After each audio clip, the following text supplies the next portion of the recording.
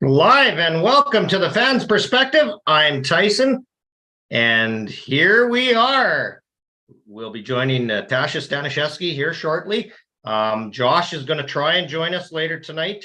Not sure. He's got a couple things going on, so unsure if he'll be able to make it or not, but we'll see. Anyways, lots has happened since the last time that we had a meeting. I'm just trying to fine tune things here, flying solo, so doing a little learning here as we go. But the Blue Jays disappointment, Ross Atkins threw Josh Schneider under the bus. We'll talk a bit about that. The NHL, as you can see, home opener for the Oilers tonight. Can't wait against the Vancouver Canucks.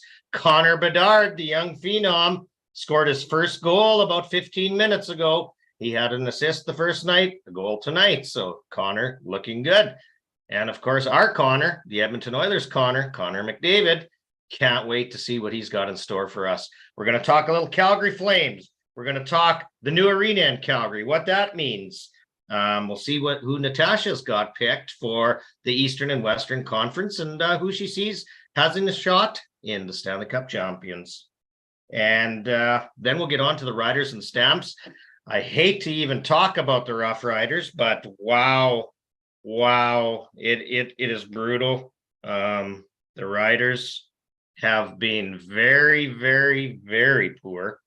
When I looked at this a while back, the schedule, I booked Natasha to come on the show. I thought, well, this could be, both teams are going to be fighting out for the playoffs. This should be a great game. Maybe it'll mean something, which would be great. So here we are. Riders, 6 wins, looking very bad. Calgary also looking very bad. Calgary needs to win out. The Riders need to beat Calgary to get in. So it's the battle of the cellar dweller, and it is not looking good. Neither team looks good. Craig Dickinson's job is on the line. Is Dave Dickinson's job on the line? We'll talk to Natasha about that and see what she's got to say, as she is a Stampeder insider. We're going to also talk about the NFL picks a little later on, who Josh has got, who I got, and we'll go from there. So thank you for joining the show. Please like, subscribe, and share, as that helps us get out there to the rest of the world. Doesn't cost you a thing. It gives you a notification when we have something new, which I apologize in advance. Last week we had Dick Frost scheduled, and then Josh got the flu.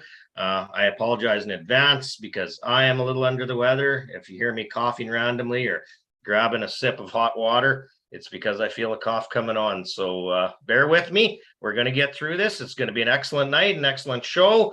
And we're also going to talk a little curling with Natasha, as she has taken up the sport of curling. So good on her. I used to do a lot of curling. I love the sport. I love the Scotties.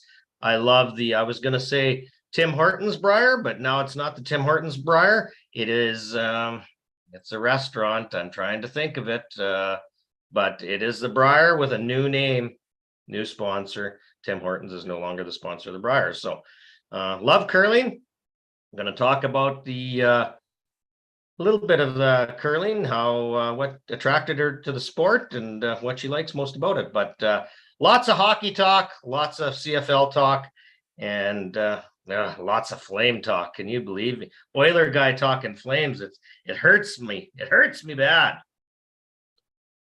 Sorry, I apologize about that, but I'm going to need a little hot water to keep the lubrication going. So, yeah, other than that, and Blue Jays, wow, what, I'm just going to touch on that a little bit right now, the Blue Jays.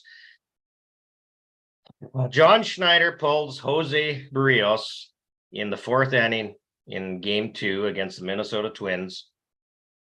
I couldn't believe my eyes what was going on. Brios was dealing. Minnesota was having a huge problem trying to get anything off Brios. He walks one guy and bang, he's out. I don't get it. So Blue Jays go on to lose, make a long story short. John Schneider comes out with interviews after, and he says it was a team decision, meaning analytics or whoever he sat down with. They decided, whatever, scripted, that should this happen, Brios is out and Kikuchi is in. Oh my God, he's our 4th or 5th starter. You're putting him in against possibly our 2nd best starter, or to replace our 2nd best starter. I cannot believe it. And, it actually wasn't the real cost of the series. The real cost of the series was our lack of hitting. Our lack of hitting was brutal, atrocious. I don't know what else to say. Vlad Guerrero had a down season. Chapman had a down season. Varsho had a down season. Springer had a down season. Do I need to say more? Manoah never even finished the season with the Blue Jays. It was bad, real bad. So where do the Jays go from here? They say it's a light free agent crop. Can they pick anybody up? They need some bats. Elvis Martinez, a young third base prospect, I hope will be coming. They got a Berger down there who is also a good player, and they did show some of their young players. I love Davis Schneider. I didn't think he got a chance in the playoffs, but I guess, go with your veterans. I still like Espinal. He is a decent player, but man, they were missing. No one hits for average, like 220, 210, 240, 250. In my books, is not a good average. You need 280, 290, 320, and you need a few of those guys doing that. And maybe the rest of your lineup, you can have 1 or 2 weaker bats, maybe not hitting for average, but hitting for power. Excuse me, the Jays had none of that. The Jays couldn't hit extra base hits. 1 extra base hit in 2 games of the playoffs. Brutal. 11 singles, 1 extra base hit, 1 run. Not going to do it in playoff baseball. What hurt the Jays all season, hurt the Jays in the playoffs. And season over, moving on.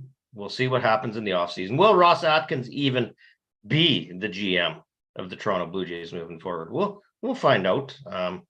Lots of time. Free agency set after the World Series is awarded, and Toronto's whole starting staff will be back, except Ryu, I believe he's a free agent. So they got Ricky Tiedemann, who is a young stud left-hander. He's going to be great. Ricky Tiedemann will be a Blue Jay in not too distant future, and hopefully they can fill some holes around it. I would like to see the Jays play a little more small ball, get a little more speed in the lineup, hit for not necessarily power, hit for average, be able to sacrifice, move a man along, and speed kills. I don't care what anyone says. Speed kills. On the base pass, Toronto was slow. They made, I didn't even talk about this, but it just came to my mind, Vlad Guerrero. What a horrible, horrible thing he did, getting picked off at second base. In game 2, runners second, third, Vlad Guerrero gets picked off. Wow. Brutal. And just before that, he's like, calm down to, he's telling Bichette to calm down, and then he gets picked off. Well, that was atrocious. I'm telling you, just not very good. But Toronto Blue Jays, moving on to next year. Hopefully you do better. Once again, Natasha Stanishevsky will be joining us momentarily. Going to talk some stuff with her. Future shows coming up. Justin Renfro played in the NFL, played in the CFL. He won the Arena Football League championship this past year. He will be joining us next week. We got Jared Parsonage, the bull rider. He's going to be coming on. Don't have that all scheduled yet. Dick Frost, who we were unable to get last week. He'll be coming on next. Okay, within a couple weeks here. It depends on Dick's schedule, and he'll be a great show. And also want to talk a little bit once Josh is back. We're going to talk a bit about podcasts, how we're being screened by the Canadian government, the regulations that we have. It's crazy. So they're censoring all of us, and if you don't toe the line, you will not be on the streaming for podcasts. So we'll see what happens there. And I believe Natasha is joining us. She's coming up on the screen. There she is. How are you tonight, Natasha? I'm good. Josh, how are you? Not bad. You got Tyson, actually. Josh is. We both got beards, and I didn't think I looked that bad, but hey, we'll go with it. I was going to say, I kind of just glanced up and saw the name at the bottom without taking a close look at your face. But yes, of course, it is you. How's it going? Well, good. Well, thank you for joining us. It has been a while since we last visited. Yes. Let's get right to it. How was your summer? I seen you. I follow you, of course, on Instagram, and I seen some crazy pictures. You did some golfing. You did some traveling. How was your summer? It was great. It was busy, jam-packed with stuff. And I actually, now that you're asking me, I haven't really had a chance to even reflect on the whole thing. But you're right, summer is kind of officially over, I think, although in Calgary, the weather has been unreal. So it kind of still feels like summer. But yes, I golfed quite a bit. Work was great. Did some travel with the team like last year. Got to Kelowna for a proper vacation for about 6 days in August with my family, which was nice. Spent a little time in Toronto, seeing some friends out there. And I think that's probably it in a nutshell. Well, that sounds like a pretty fun summer. You got to do a little touring, got to see some interesting places. So it's funny you brought up Toronto. You were at a Blue Jays game. We're going to start there. The Blue Jays, of course, unsuccessful this postseason. I don't know if you follow it that close or not. Ross Atkins kind of threw John Schneider under the bus here last week. Post-game, John Schneider said it was a team decision to remove Barrios from the game. Atkins says, no, it was not management at all. It was his decision. So what are your thoughts on that?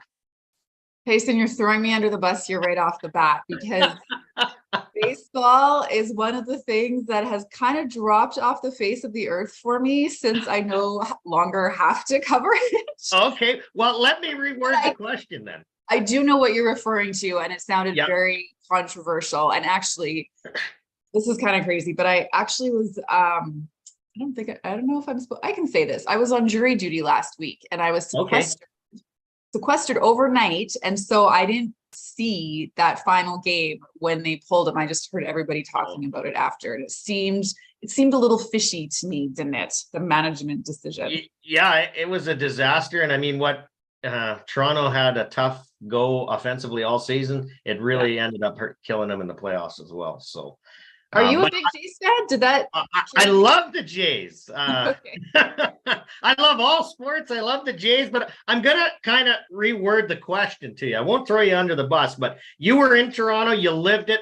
What does it mean to the people of Toronto and the country of Canada to see the team kind of disappoint the last 2-3 years out of the playoffs? Like, there's got to be a lot of frustration there. There is. And I would say that when I went to Toronto, one of the things I actually did, even though I say I don't follow the Jays, I still, obviously I do a little bit. And I did go to a game, and that was probably the most fun thing I did that whole weekend, was go to a matinee game on Sunday. The weather was awesome. The roof was awesome. The crowd was into it. I had so much fun. But unfortunately now I think people are drawing parallels between the Jays and the Leafs, right? Their inability, I heard that. Of course, their inability to kind of get over that hump. And I think there were big expectations when Vladdy came along, and he's kind of, I don't know if he's immature or just making stupid mistakes still, or what's going on, but there's definitely some frustration building over there, which is too bad, because they have such a great fan base. But yeah.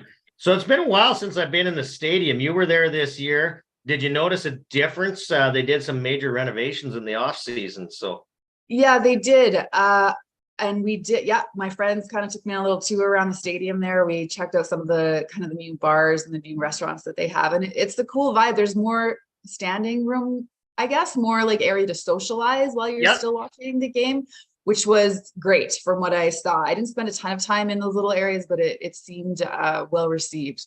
Like I said, it was such a beautiful day. So people were having a good time no matter where they were in the stadium. I think they're trying to look for new ways to get younger fans interested and involved with the ball clubs. Mm-hmm. Well, I mean, whatever they're doing, I feel like when I was in Toronto 10 years ago, it was really easy to get a ticket and not an inexpensive ticket. Now it seems a lot harder to just, oh, let's go buy cheap tickets to the Jays game. Like, I feel like the demand is there, like fans are going. So they're doing something that's working. Yeah, they are. They are. And hopefully they do have a good young core, a good young pitching staff, and hopefully they can move forward. But we'll move on to something that you're a little more familiar with. And we're going to round out the show. I know you got to leave at 7. You got curling. So that's kind of cool. And we'll touch on that too, because I happen to love curling as well. So, Okay. but Flames, what do you think of the Flames, what they did in the offseason? Daryl Sutter's no longer there. Tyler Toffoli out. What do you think of them? Expectations? I think I haven't spent a lot of time with the Flames so far in the summer. To be honest, it's all Stamps for me the whole during the season. Okay. So Okay. the Flames are pretty secondary for me right now, but the I've seen and what I've heard, especially just in terms of the vibe around the arena this year, it's that it's a lot more positive, a lot more upbeat, a lot more energetic than it was last year. Whether or not that is solely due to the fact that Daryl Sutter is not there, that remains to be seen. But it seems like already the players are having a lot more fun, especially with Ryan Huska in charge. And obviously he's giving some of the younger players some early looks. So there's a lot of excitement around the team. But, you know, they're going on a 6-game road trip, I think, after they open tonight. So, yes. You know how fans can be, right? If that road trip doesn't go well, who knows? Well, yeah, I know fans can get off the bandwagon just as easily as they get on. And when they get off, they're all voicing their opinion on what's wrong. So yes, hopefully Calgary, I hate to say this because I'm an Oiler guy. I hope they have an okay season. Yeah. But well, you got to cheer for the Canadian teams, don't you? I can't, Natasha. Like, okay. There is no way I could cheer for Calgary because I'm an Oiler fan. It would be wrong. That's fair. I totally respect that. But I mean, you were in Edmonton. You were born and raised there, and you know the kind of the rivalry between the Battle of Alberta. So they get to play each other 4 times, and that should be great this year. And of course, Edmonton, everyone's on the hype train this year. I watched both preseason shows, Sportsnet and TSN, and wow, everyone seems to be on Edmonton's bandwagon. Well, it feels like this could be their year. I mean, I feel like we've said that for a few years, but I think it kind of really does. I feel like they've lost enough in the playoffs that they should have learned a few lessons from that.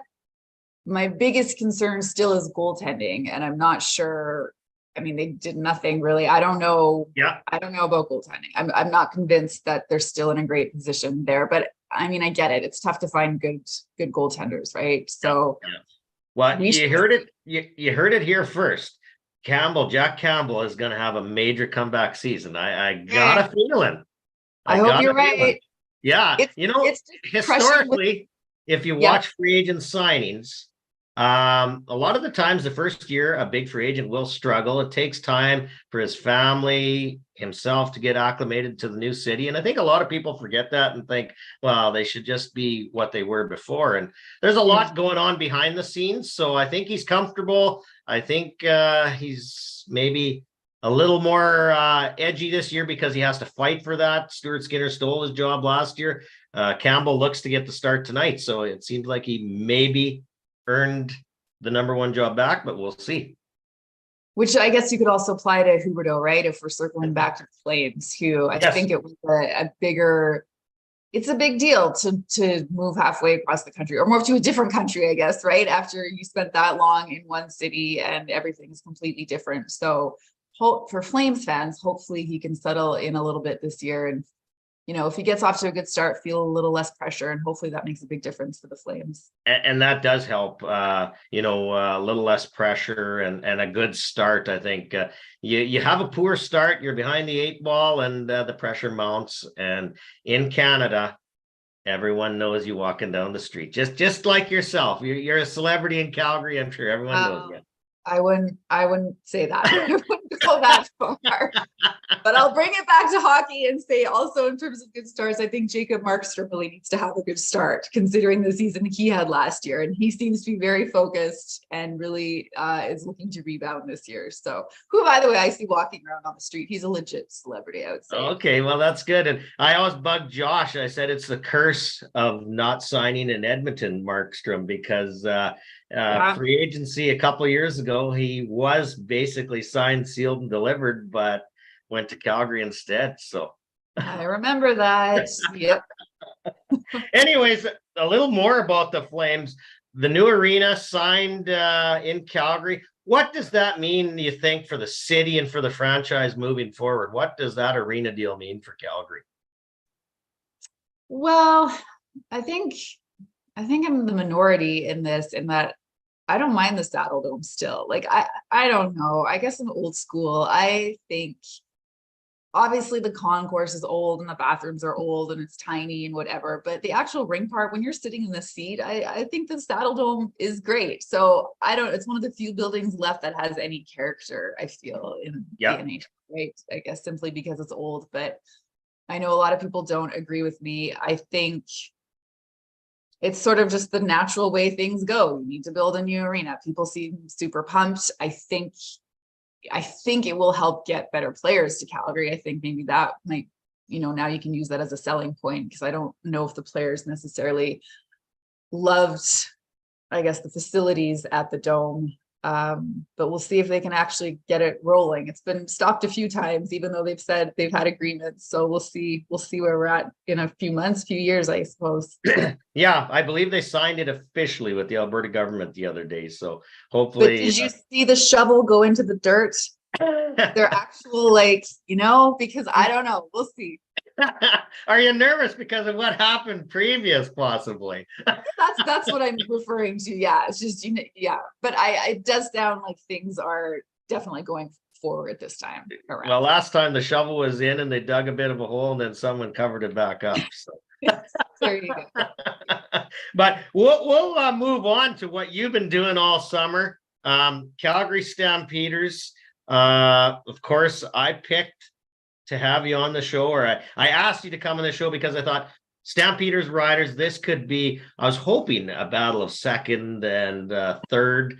And right. Boy, have things gone off the track for both teams since I had that thought. So it is still a possibility that either team could make the playoffs. The Riders are on a terrible 5-game losing streak. Calgary has been very inconsistent all year, but what do you think has kind of gone wrong for the Stampeders? I know they got a lot of injuries, but what's kind of been tough for them this season? Yeah, I mean, I was thinking about that. You're right.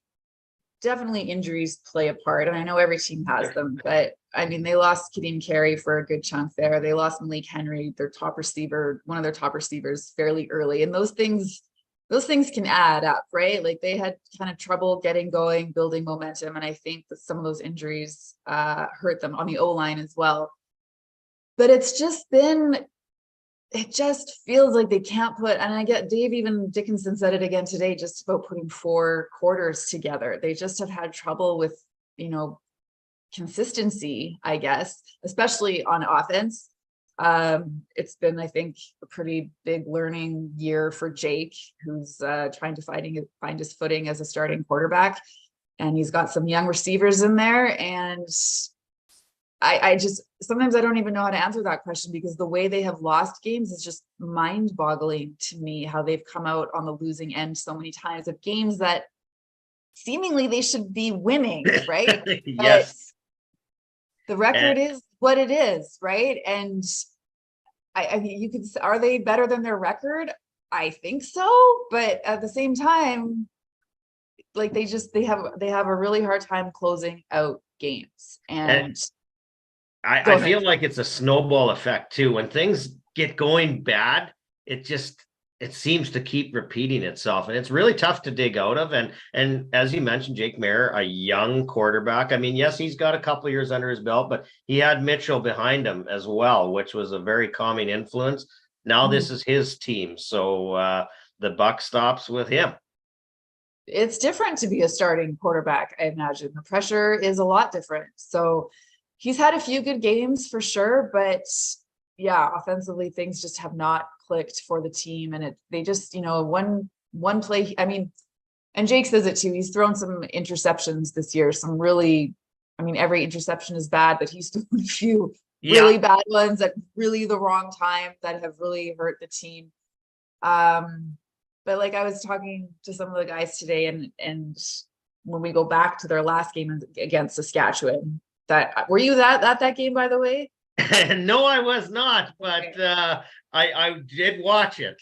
Yeah, okay. So I was there, and I thought it was one of the craziest, wildest games I've ever been a part of, just the way it all finished. And what's my point? My point is, it was not pretty, but somehow they found a way to win, right? Like Rene ended up, Rene Paredes kicked the field goal. They should have won it way before then, but he managed to kick the 50-yarder with no time on the clock or whatever. So they won, and somehow they found a way. And it just comes to somehow finding a way. And they just have seemed to, they got to figure out how to do that. Find a way, no matter how it happens. Somebody has to step up and make a play. It's true, so true. And it seems like really good teams don't have to play their best, and they just seem to find a way to win.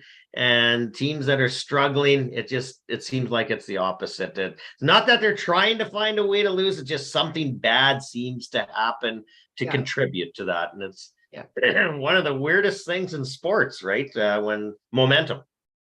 You're right. And you use the word snowball, and I feel like it just snowballed. Like they could not, some of those games they should have won, they didn't. And then before you know it, it was a 3-game losing streak or a 4-game losing streak or whatever. And those are hard to come back from mentally. So this is a weird thing. Calgary is favored this weekend. Saskatchewan has a better record. I know. Calgary is favored at home. Do you disagree with that though? No, I've actually watched, you can probably see behind my shoulder, the Fans Perspective Rider thing. I've watched all the Rider games, and no, if I had to pick right now, I would pick Saskatchewan to lose. Yeah. Even though they've lost 5 in a row, like I get nervous sometimes when teams have lost that many in a row, because then you feel like, well, they're due for a win. It's tough to lose 6 in a row. Yeah. But I do think Calgary is better. Like, even if I wasn't covering the team, I do think they're better. So they should win. But the way the season has gone, I will believe anything. And Calgary has to win out to get into the playoffs. Saskatchewan just has to win 1 to get into the playoffs. Right. Yeah. So well, I think so. Okay, correct me if I'm wrong though. If Calgary wins, yes, then they only need to win 1 more if Saskatchewan loses out, right? Correct. Right. Because Calgary holds the season series. Yes. Yeah. So if they are tied at the end, which would be 6-10 for both teams, if that or 6-12, sorry. Yes, 6-12. Yeah. For both teams. And oh boy, that calling it going backwards into the playoffs or whatever you want to call it, right? Like, it's not a great way to go in, but I think for the Stamps, like, I mean, obviously it'd be a victory if they were, because if they get in, like you said, they're going to have to win like 2 or 3 here, and it feels like they haven't won a group of games all season. So they should technically get some confidence from that. So they will kind of be entering on a high note, I suppose, if they get in. So I got a question for you, and you may or may not have an opinion on this. Is Dave Dickenson safe if the Calgary Stampeders don't get into the playoffs? I have no information on that. No comment. Do you think there'll be pressure though from maybe fans, media, that because I mean Dave is a great coach. I would hate to see him lose his job over 1 bad year, because success throughout his career. And just a weird thought came to my mind today is like, could we see a CFL without either Dickenson coaching? Because Craig is definitely feeling the heat in Saskatchewan. Right. Yeah, you're right. It would be strange after he's been there for so long. But like you said, I would hope one bad year is not enough. Like, like we just talked about the injuries that they've had. They've had a young quarterback. So I would hope that Here's my opinion on that, Natasha. Yeah. If Dave feels that there's a change needed, I believe he's the GM as well. Is that correct? That's so correct. Maybe him just doing a permanent GM role and maybe bringing in somebody else. But I think you're going to see Dave Dickinson in the CFL regardless with the Calgary Stampeders. But possibly something like that where he's going to step. It's maybe even it's too much, right? Like, how do you be a GM and a head coach? Maybe, but again, it was his first year doing it. So do you pull the plug on that right away, or do you give him another year, give him another chance to try and do both? I don't know. It just feels like 1 year of failure. It'd be like panicking, right? Like we're spoiled. Calgary fans are spoiled here, I think, because they've had so much success in the playoffs. But once in a while, you're not going to make the playoffs. That's just the way it goes. Yeah. Right? And Lady Luck has not been on your side. Calgary probably at this stage don't even really know what they have for a team, right? With all the injuries, and you think but you never really seen that team at all this year. Yeah, that's right. So I don't like to see anybody lose their job, no matter who they are. So hopefully, no, I agree. Calgary can just put some wins together and put that topic to bed aside. Well, I wish you luck after this weekend, but not until after this weekend. Fair enough. All right. So tell me, look, can I just throw a quick one back at you? What's been ailing the Riders? Oh boy. Well, when we lost our quarterback early on in the season, that hurt. I do remember that. Mm-hmm. Yeah, we've had a very weak O-line all year. It's not been just this year; it's last year as well. They've been kind of mixing and matching guys, trying to come up with something that resembles an O-line, but it seems that is a big problem. Defensive line has also been. I'm a big trench guy. I should say this right away. You win and lose by defensive line and offensive line. And Saskatchewan has struggled in both. They can't seem to get a consistency there. And then you throw in a rookie quarterback besides, and everything's happening very fast, right? So, right. Too many turnovers, of course. Great. I will say this. They probably got one of the best receiving corps in the CFL. Sean Bain, if you happen to see him, he's been on the show. A great guy. He is a great guy. Yeah, he is a great guy. He provided a lot of energy when he was here. It's actually great to see him getting more of a chance over there because he was a good player and a good teammate, I think. Yeah. So getting back to Saskatchewan just briefly, injuries have hurt them as well. They can't, Philip Blake, when he was gone for most of the year, Collins, another tackle they lost. And when you lose very key roles to your offensive line and Canadians sometimes, very tough to replace, as you well know. So, yep. Okay, well, let the chips fall where they may on Friday. Do we have a little wager for this, possibly? Oh, well, depends what you can come up with for stakes. I'm not opposed to that. Okay, well, we'll come up with something like we'll think of something. I don't know what is fair game here. Like let me think about that. I'm not a betting woman very often, so stuff like that doesn't come to mind instantly in terms of what we could put out there. But let me think about it. Sounds good. And curling will turn you into a betting woman, because usually a lot of people when you're out there for fun and you're trying to hit the broom, sometimes it's like a lottery. It depends on what the skipper give for ice and stuff down there. Yes. This is my 3rd year curling, and it's hard. It's very hard. Do you enjoy it?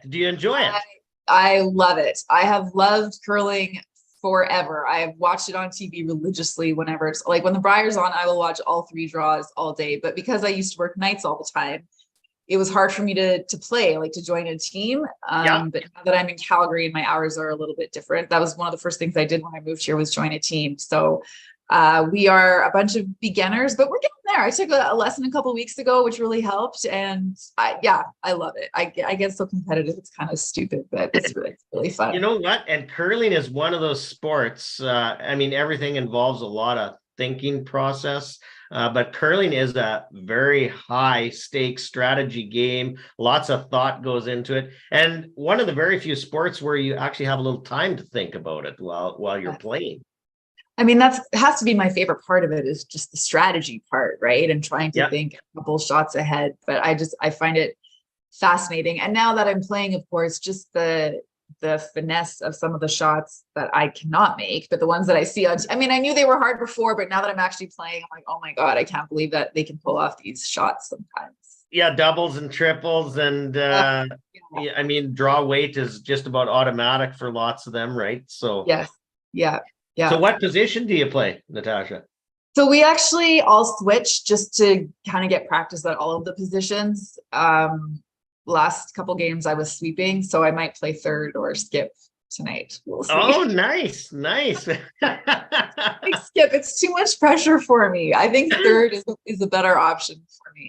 Yeah. So is it an all women's league or mixed or whatever? No, it's mixed. Yeah, it's whatever. It's mixed. My first year I just joined as a single, but this year I have a few friends, so the four of us made a team, and we are definitely one of the newer teams. But keeping it competitive out there, we're holding our own. So you're in it for the right reasons and fun. It's nice to go out and just have some fun with some friends, and curling is a wonderful sport to do that in as well. So. Exactly. Yeah. It's my winter thing now. So. And is it a weekly or twice a week or just once a week? Right. It's once a week right now, although I was going to join a different club so I could play twice a week. But now I think I'm just going to stick with the one here in the fall. And then maybe come January, I might sign up for another one so I could play twice a week. Okay. So after the Stampeders season, what's in Natasha's plans? What goes on with you after that? Well, I think it will be similar to what happened last year, in that I'll get a little bit of time off just to kind of burn off the overtime that I work with the Stamps, going on road trips and that kind of thing. And then last year I was sort of backup person for the Flames reporter that we have. So I hosted a few games at home. I went on 3 or 4 road trips. And that was it. So I do kind of switch over to hockey December, January-ish. Nice. So you get a little bit of a break, take some time for yourself, and then back into the sporting world again. Yeah, back into hockey. Yeah. So which will be good. I enjoyed it last year. The travel is hard, but I do enjoy seeing the different cities, even with the CFL. I mean, I love checking out all the different cities in Canada, and there's a bunch of places in the States I haven't been yet. So with the Flames, hopefully I can check out some of those. And like we went to my road trip last year was Arizona, Seattle, and Vegas, and Colorado. There were a few of those, and I had never been to any of those. So that was good to see some of those rinks. Seattle was awesome. Vegas was awesome. Colorado on a Saturday night was awesome. So I really enjoyed that part. Well, I hope you get Nashville, because Nashville is a great city. See, the problem is Brendan Parker, who is the Flames reporter, he doesn't want to give these trips to me, and I don't blame him, right? He doesn't give me the good ones, which I totally respect. But I might get lucky. I might get another decent one somewhere. Well, Nashville is so much fun, and the rink's right on Broadway, and lots to do, as all these cities are. I mean, they're a lot of fun, and flying with the team must be. I would have to pinch myself, because that was. Being involved in sports has been something, a dream of mine basically my whole life. So it's pretty fancy, I'm not gonna lie. That little jet they have there, and all the little meals they serve, and the little pillow you get, and it's pretty fancy. But I will say, I did a 3-game and 4-night road trip with them, which I found to be a grind, and I wasn't even playing. So I do have a new respect for how difficult it probably is to be playing on the road and how exhausting it can be. So I understand that they get the best of everything when they're on the road. So have you ever strapped on the skates, Natasha? Have you ever strapped on the skates? Yeah. Oh, that's good. So you're not in no women's rec hockey league or anything like that? No, so I skated like when I was a kid. Obviously I learned how to skate, but I was mostly figure skating when I was a kid. So I played a bit of ringette, but I never played hockey. But I did finally buy myself a pair of hockey skates actually last year, because my nephew, who's 6, is now turning into a crazy hockey fan. So, and I want to go skating with him. So now I have a legit pair of hockey skates. Does he play hockey? I see a lot of posts with your nephew. Yeah, he started, actually, I think he played last year, but this year it's a little bit more serious. Like he's He's totally in it. understanding the game more. Yeah, he's in it. And I'm teaching him all the teams, all the logos, all the conferences. Like he is really fascinated by all of it. Actually, my sister took him to an Oil Kings game the other night, his first Oil Kings game. They were sitting in the sixth row, and she said within the first 5 minutes, a fight broke out right in front of them. And he's never seen a fight. So I guess he was a little bit horrified. His sister was like covering his eyes because he's never seen two people punch each other out. But anyways, hopefully that doesn't turn him off. Well, if you get a chance, take him to see Gavin McKenna in Medicine Hat, because he is the next kid you're going to be hearing about.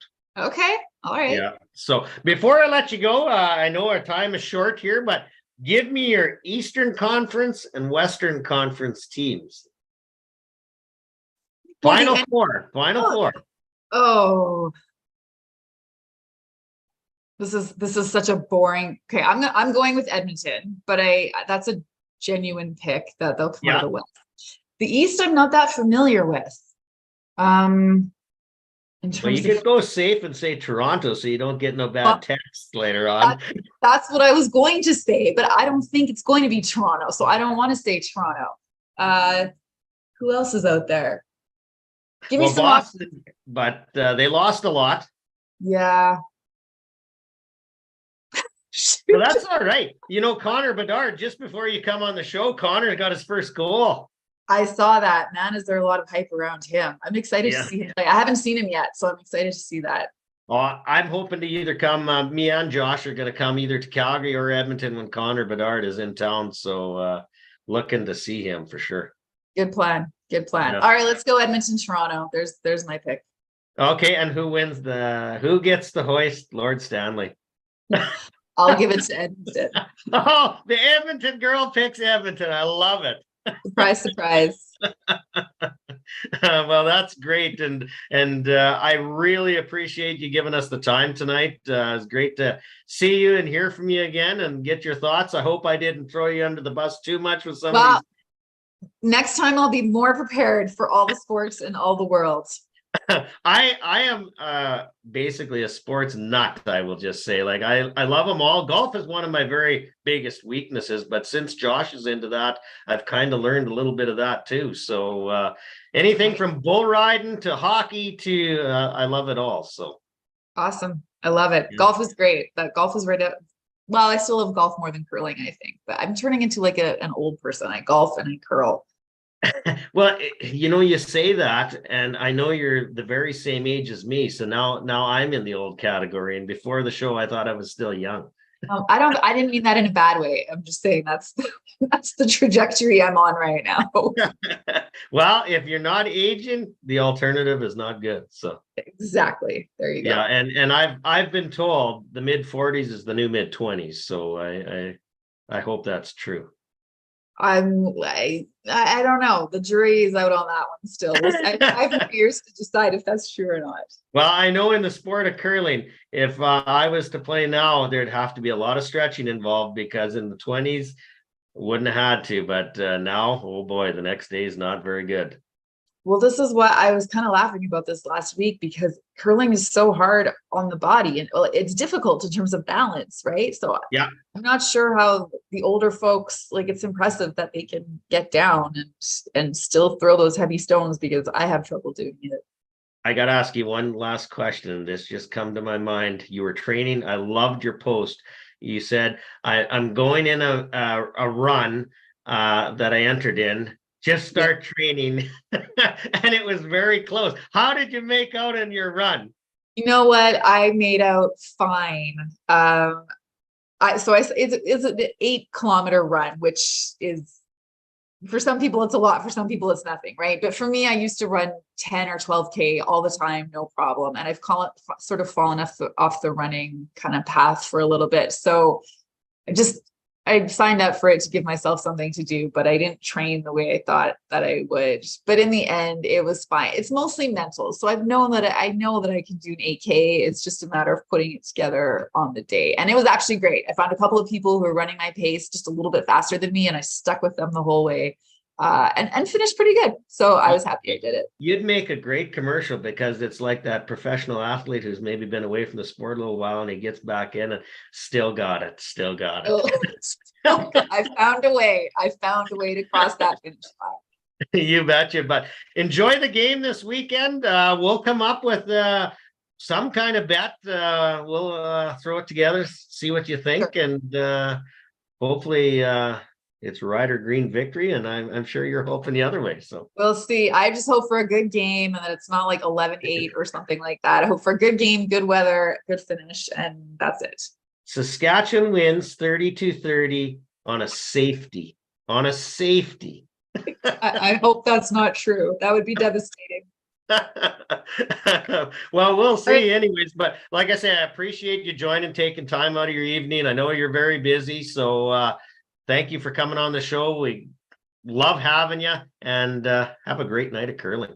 Thank you so much. Thanks for having me again. We'll talk to you soon. You bet. Take care, Natasha. Okay, see ya. Bye.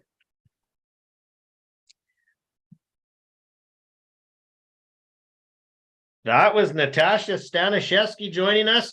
What a great interview. What a great person. We'll see what happens this weekend. Stampeders versus Riders. Go Riders. See what happens. Neither team has been playing well, but we'll go from there. Anyways, we're going to get into our Week 6 NFL picks. Josh, let's go here. Denver versus Kansas City. Josh has got KC. I'm taking KC as well. Baltimore versus the Titans. Josh has got Baltimore. I got to go with the Titans because I got to be different. Washington, Atlanta. Josh has got Atlanta. I'm going Washington. 49ers at Browns. That's a no-brainer. 49ers. Saints versus Texans. Josh has got the Texans. I'm going to go opposite. I'm going to go with the Saints.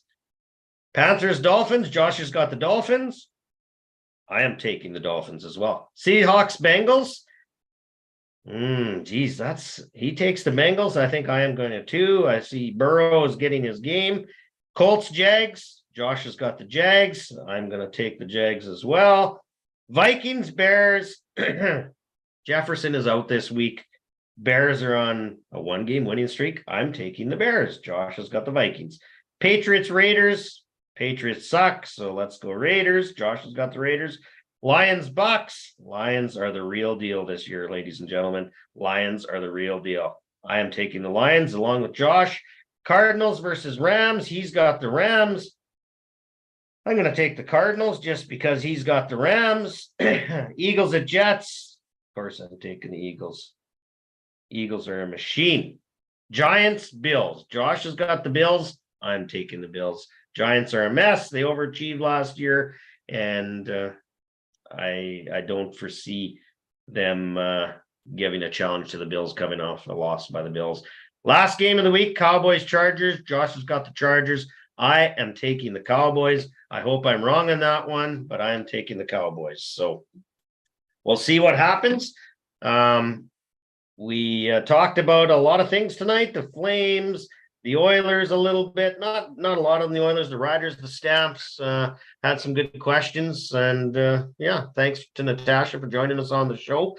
It was a great show. And please I'll say again, please subscribe, share. Love having everyone pass on the word of the show. We love doing the show. And we got some great guests coming on in the future. Justin Renfro next week. We got Jared Parsonage, Bull Rider, coming on. We got Dick Frost coming on. So a whole line of good guests. I apologize in advance. Josh was under the weather last week. We never got a show done. Schedule's a little bit busy, but we are going to make sure that we have weekly shows moving forward here. And whether we have to Zoom each other in or whatever we have to do, we're going to have weekly shows moving forward. And you're going to see more of me on the Facebook and Instagram with the Fans Perspective, doing little blips. Tonight, Edmonton Oilers open in Vancouver in under an hour.